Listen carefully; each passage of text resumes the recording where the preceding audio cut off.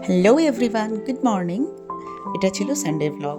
সানডেতে আমাদের হঠাৎ করে কিছু না কিছু প্ল্যান হয়ে যায়। তো আজকে গিয়েছিলাম একটু ট্রেন্ডসে শপিং করতে। সেরকম কিছু কালেকশন ছিল না, যেটুকু পেয়েছি পছন্দ হয়েছে, একটা দুটো নিয়েছি। তারপর বাড়ি এসে বানিয়েছিলাম ইলিশ মাছ, মাছের মাথা দিয়ে পুঁই শাক।